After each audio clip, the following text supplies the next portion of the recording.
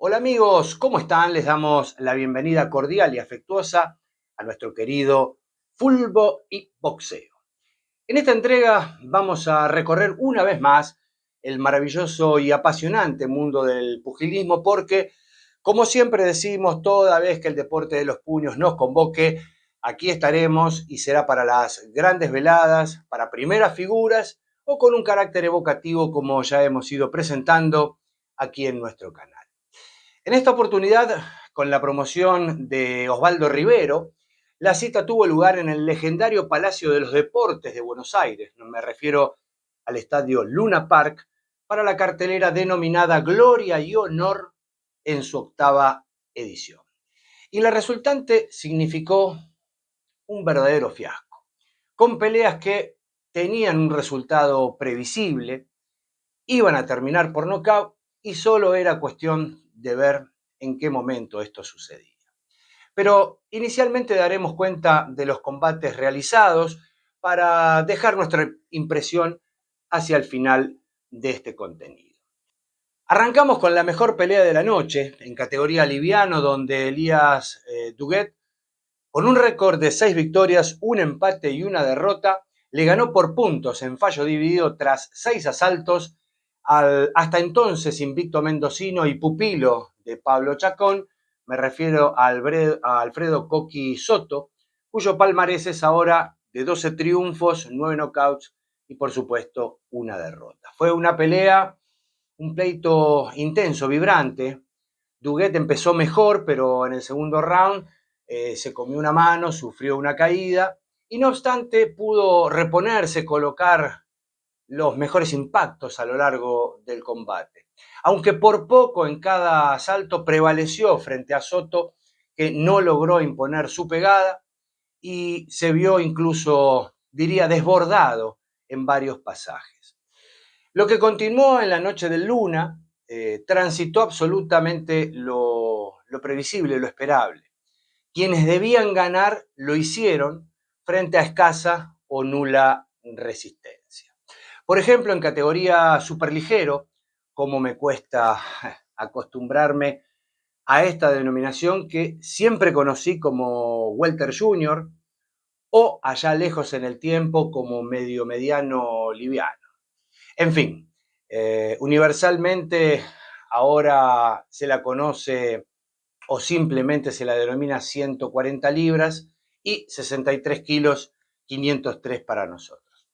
Bueno, me estoy yendo por las ramas, ustedes disculpen. Retomando, decíamos que en la categoría superligero, el zurdo Silvio Vilte, con 7 victorias y 5 knockouts, derrotó por la vía rápida, knockout técnico en el cuarto, a Damián Enrique, que arribaba con un palmarés de 2 victorias y 3 derrotas. Se trató de un duelo unilateral donde el porteño logró marcar una clara diferencia física y técnica desde el primer tañido de la campana. Este dominio de Vilte provocó la caída de Enrique en el tercer round. El monólogo continuó, si se quiere, en el cuarto, cuando el abrumador castigo fue suficiente, me parece, para que el árbitro atinadamente detuviera la pelea. De hecho, los récords de ambos boxeadores eran capaces de anunciar el resultado de esta contienda. Luego en categoría Super Welter, el catamarqueño Baltasar Noria, con una foja inmaculada de 10-0 con 8 knockouts, venció por nocaut técnico en el segundo round a Santiago Sánchez, que arribaba, presten atención, con 9 victorias, 15 derrotas y un empate. Y un detalle no menor es que llegaba con 6 derrotas consecutivas. En el contexto de una pelea monocorde y sumamente desigual, el Rey Mago derribó a su rival en el primer asalto. La tendencia se repitió en el segundo y aunque el natural de Ranchos sorteó la cuenta, el árbitro segundos más tarde estableció el final del combate. Posteriormente llegaron las peleas con título en juego. Allí Pablo Corso venció por nocaut en el octavo round a Gaspar Fernández y retuvo su cinturón sudamericano supermediano.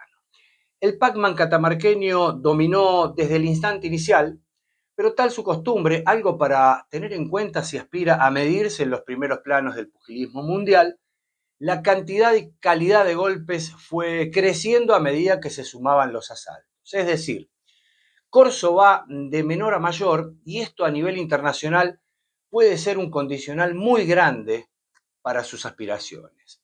Y al pobre de Gaspar Fernández, a quien lo enviaron a la jaula de los leones, por supuesto hizo su trabajo, absorbió el castigo y también respondió, aunque sin poner en jaque en ningún momento a su rival. A partir del quinto round se vio una merma física en el cordobés, se quedó sin nafta y esto permitió a Corso lucir más y comenzar a inclinar definitivamente la balanza en su favor. En el octavo round, un golpe a las costillas envió a la lona Big Bang, que no logró reponerse y escuchó la cuenta hasta el fatídico out. Corso, séptimo en el ranking mundial AMB, ostenta un récord impecable ahora de 19-0 con 16 knockouts, mientras que Fernández quedó con 6 triunfos y 2 derrotas. En el semifondo, Alan Chávez venció por nocaut técnico en el segundo round al venezolano Raúl Morillo y retuvo nuevamente su cinturón juvenil ligero de la OMB. En el primer asalto, una izquierda se filtró en la guardia de Morillo y lo tumbó para iniciar la primera cuenta de 8. En el segundo round, un recto volvió a derribar a Morillo, que se levantó con muchas ganas de irse, indudablemente. Y tras la cuenta de protección, con un gancho a la zona hepática se produjo el final anunciado del combate. Chávez, que ni transpiró, dejó su palmarés con 16-0, 13 antes del límite. En tanto, Morillo vuelve a Venezuela con 9 triunfos y 2 derrotas. Y en la pelea de fondo, José Sanson Rosa derrotó por nocaut técnico en el comienzo del cuarto asalto a Edwin Bennett, que vino como reemplazo de Mario Aguas, que era originalmente el rival del riojano, y se quedó con el cinturón latino welter del Consejo Mundial de Boxeo, transpirando un poquito. A ver, de entrada Sanson salió a gobernar las acciones tal sus características. Con buenas combinaciones le hizo sentir el rigor al ecuatoriano y, lógicamente, el poder de sus puños. En el segundo asalto se incrementó la superioridad del argentino, mientras que la capacidad de absorción del ecuatoriano fue claramente mermando. Esto se marcó aún más en el tercer round, donde el dominio de Rosa fue total, aunque sin llegar, si se quiere, a la definición. Casi diría que por el contrario, dio la impresión que Sansón se avivó, que Bennett tenía ganas de irse y aflojó un poco para alargar la noche, en definitiva. Sin embargo, antes de comenzar el cuarto round, el ecuatoriano decidió no salir a combatir y de este modo José Rosa sigue incrementando su récord, llegando ahora a 25-0 con 18 knockouts, mientras que Bennett quedó con 16-6 y 8 knockouts. Bueno, una vez hecha la presentación de los combates y luego de esta breve sinopsis, corresponde un análisis de esta velada denominada Gloria y Honor 8. Tuvo el mejor escenario que el boxeo nacional pueda pretender, nada menos que el Luna Park, con toda su historia y su prosapia. Y en tal sentido, verlo semivacío es como mínimo una picardía. Razones creo que no faltan. A ver, la cartelera defraudó. El público lo sabía de acuerdo a las antecesoras de Gloria y Honor. Pero si quieren, solo centrándonos en esta velada, evitando las preliminares para referirnos solo las que tuvieron título en juego, resulta inaudito que Pablo Corso exponga nada menos que el cinturón sudamericano supermediano ante un rival de tan solo 7 peleas y que encima venía de perder su última presentación. A ver, para colmo, Gaspar Fernández nunca había combatido a 10 rounds, tampoco a 8. Sin embargo, alguien autorizó esta pelea. Pasó lo que tenía que pasar con el triunfo del Pac-Man en el 8º asalto. Pelea sin equivalencias.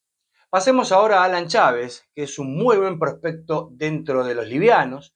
Enfrentó a un oponente cuyo récord registra solo un triunfo ante un adversario de récord positivo. Es decir, todos los rivales, excepto uno, tenían al momento del combate más peleas perdidas que ganadas. Me parece que hasta el propio Alan se fue disconforme con la escasa envergadura de su adversario. Volvió a pasar lo que tenía que pasar. Veneno ganó por nocaut en el segundo, otra vez pelea sin equivalencias. Y la frutilla del postre resultó el combate de fondo. Sansón Rosa, quien a mi entender la categoría de los 66-678 le queda grande, por las enormes diferencias boxísticas que existen, y a pesar de quitar el pie en el acelerador, hizo que Edwin Bennett cuidara su integridad, no saliendo a combatir en el cuarto para cobrar su bolsa y poder disfrutarla sin gastos extra en consultorios médicos. Hasta el propio Sansón se disculpó ante el público por la escasa jerarquía de su oponente. Tercera pelea sin equivalencias.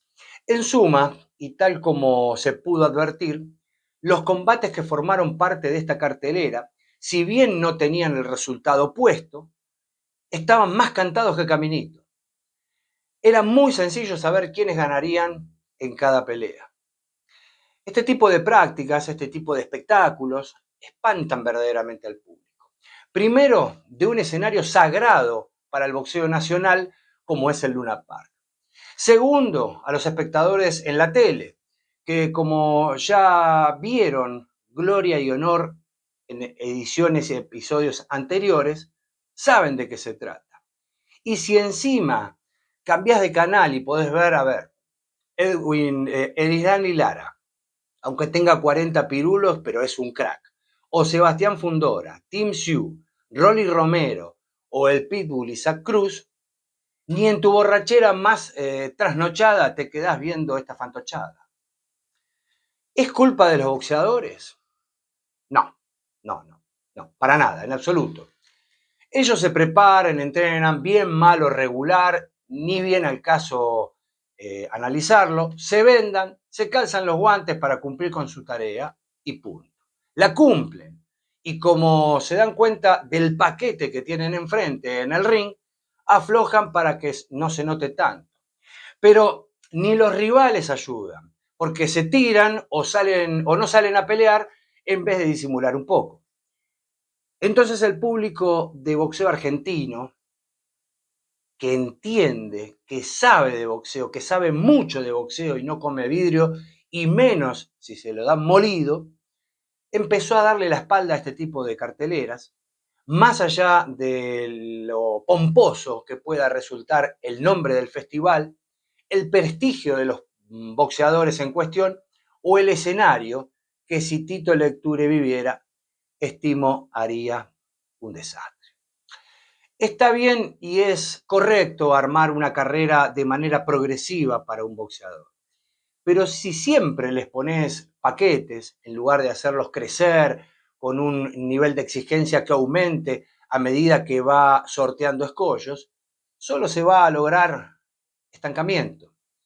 Y si en algún momento llega la hora de la verdad, es decir, enfrentarlos con los buenos de verdad, lo más probable es que se transformen en sapos, como los sapos a los que se enfrentan habitualmente. Le escuché decir alguna vez a Julio Ernesto Vila que vencer sin peligro es triunfar sin gloria. Y esto es lo que vimos en el Luna, y no es la primera vez que ocurre. Ya van varias, en donde la gloria no se alcanza y el honor no existe. Para ir cerrando este contenido, en el comienzo de este video hicimos referencia a otros trabajos que hemos realizado con carácter evocativo en nuestro canal, que es muy nuevito, por cierto. En virtud de ello, y si no tuvieron oportunidad de ver aquel material, los invitamos a darse una vuelta por estos videos, ya que hemos emitido contenido de la consagración como campeones del mundo, por ejemplo, de Carlos Monzón ante Nino Benvenuti en el Palacio de los Deportes de Roma, el 7 de noviembre de 1970, cuando se calzó el cinturón de campeón del mundo de los medianos. O el intocable Nicolino Loche, que el 12 de diciembre de 1968 destronó a Paul Fougy en Tokio para coronarse campeón mundial de los Welter Juniors. También evocamos el centenario de la pelea del siglo, celebrada el 14 de septiembre de 1923 entre Jack Dempsey y Luis Ángel Firpo. Hicimos contenido en oportunidad de cumplirse los 60 años de la desaparición de uno de los más grandes ídolos del boxeo argentino, el mazorquero, José María Gatica. Por último, ya que estamos, un repaso por la historia del mítico escenario del pugilismo argentino. Por más de 50 años nos referimos al Palacio de los Deportes de Buenos Aires, el Estadio Luna Park.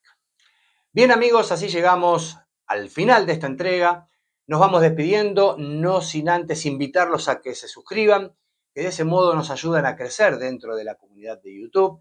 De a poquito, muchos ya lo han hecho y por eso estamos, diría, muy sorprendidos y desde luego, naturalmente, muy agradecidos a quienes ya nos acompañan. Por último, les pedimos un pulgar para arriba, un like, porque las interacciones invitan a que YouTube exhiba a más personas nuestro material. Ya saben que es para que nos conozcan un poco más. Nada más amigos, muchas gracias y hasta el próximo Fulbo y Boxeo.